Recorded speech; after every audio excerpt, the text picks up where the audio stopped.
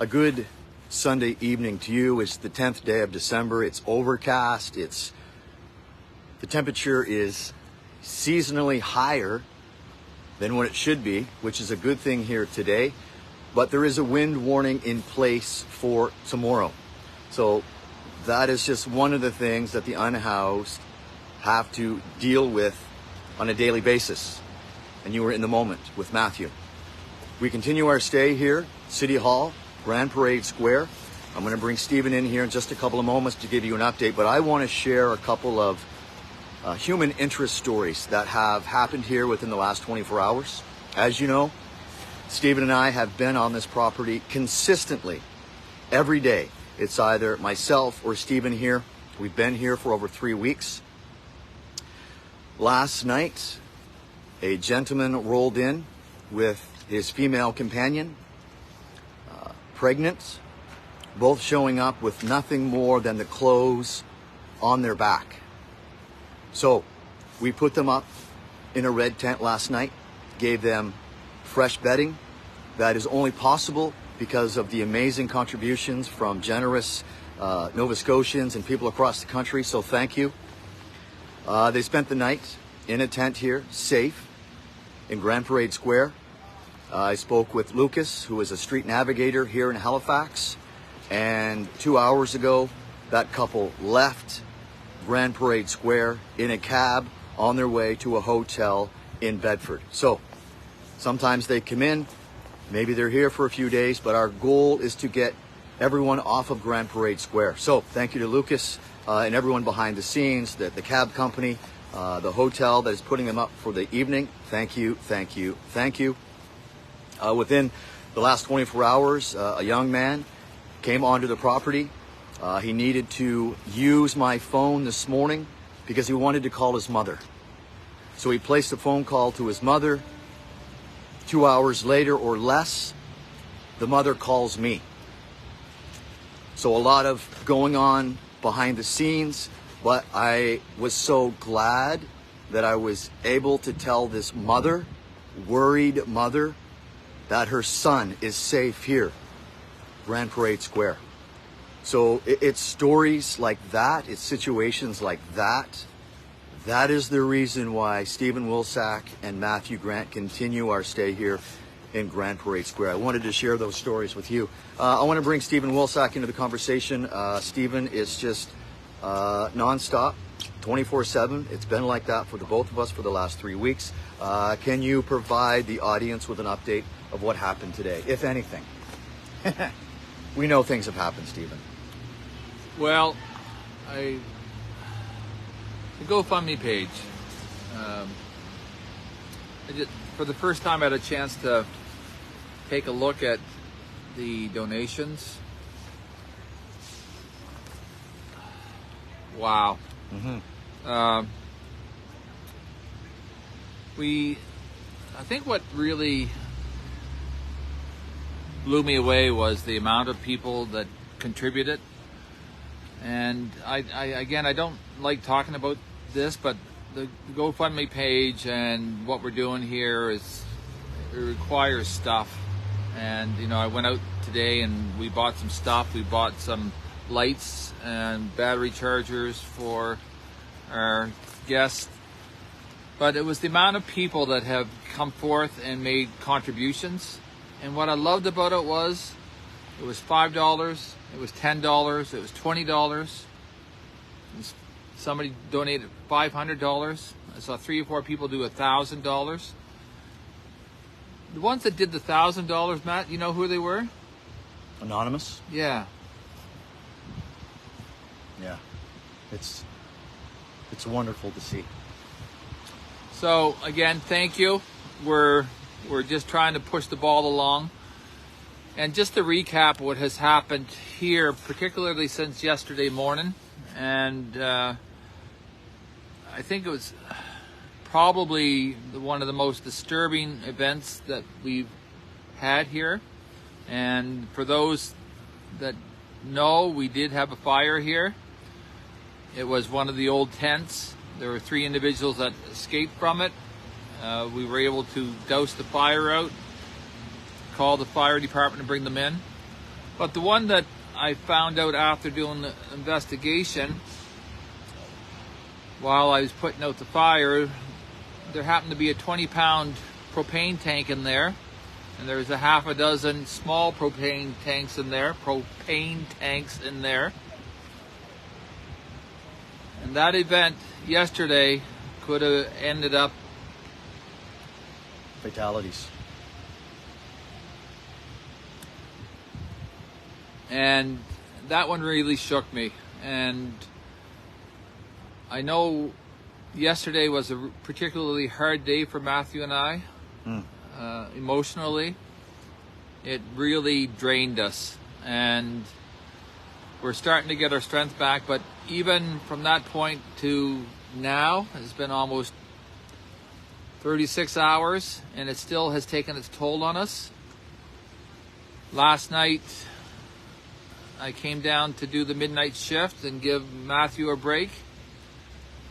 And what happens at nighttime here is something out of a bizarre movie.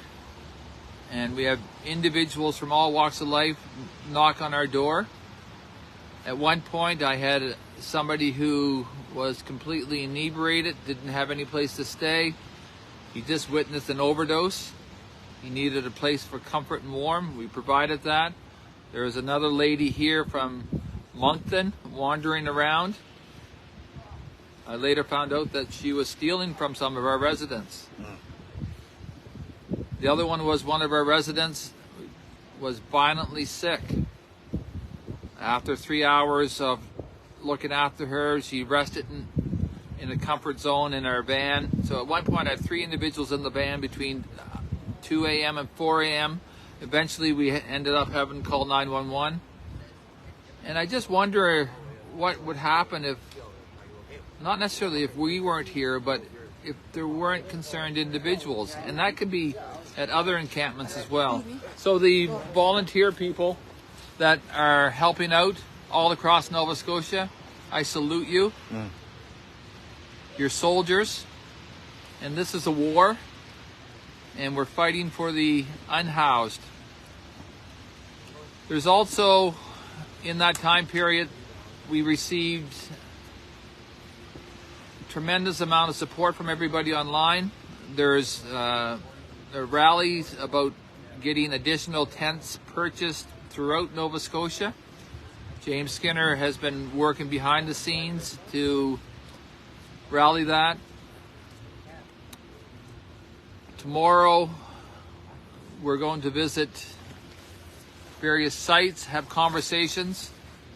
But the one that really struck the most was our story about the fire, about what's going on here in Halifax, Nova Scotia, made CTV News national. And we're getting emails across the country wondering how we're doing this, what we're doing. We're trying to respond. It's very difficult to keep up with all the correspondence. But what I can tell you, City Hall's taken notice. Our provincial government has taken notice. Organizations are more aware of the seriousness of what's taken place here. So if there's ever a chance to start making a difference, I believe this is now. I just had an opportunity to talk with the Directors Guild of Canada, the Maritime chapter, which I'm a part of. I told them how proud I am to be associated to the film industry, and I told them how proud I am of the film family that is supporting us beyond anything that I ever seen. So we have family out there. We have friends out there. You have family and friends out there. We talk about how close people are to becoming unhoused or living in a vehicle or not making their next paycheck. This is a time that we all come together. Somehow we get out of our individual silos we take all that grain and we put it into one, we funnel it into a solution that we can make a difference to at least start getting this in control and not out of control, because if it stays out of control, it's going to get worse. I read today that there was another fire in another encampment. So how many people have to die? How many people have to get hurt? How many people that require help does it take? So let's figure it out. And I can't tell you enough how much we really, really, really love the support that we're getting, because I can tell you at times our tank is empty. We're also getting people coming forth that want to help and volunteer. It's a tough job. There are people today that came forth that I think that have the armor in order to stand out here.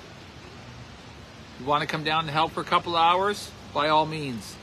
But be prepared. This is not easy. So thank you, everyone. And I'm going to go rest for a few hours and do the midnight shift. And Matthew's going to take the helm. And then we're going to do it all over again tomorrow. And I'm hoping in the next 72 hours, based upon the events that have taken place the past 48 hours, that we're going to start to see some movement. And if you're watching this, share it. Write your MLA.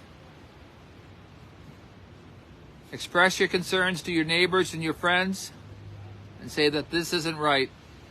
Let's make a difference. Thank you. Okay. Thank you, Stephen. Always informative, always up to date. I will tell you that there's a wind warning in place. Tomorrow is going to be a really interesting day here, Grand Parade Square.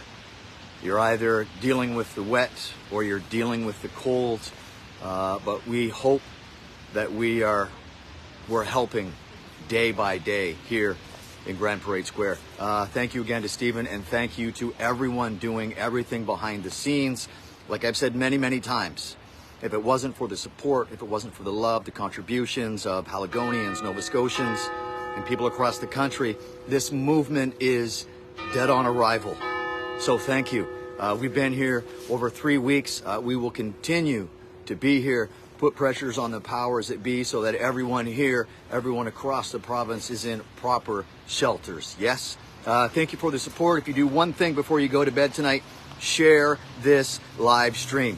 My name is Matthew, that's Stephen, and you are caught up in the moment.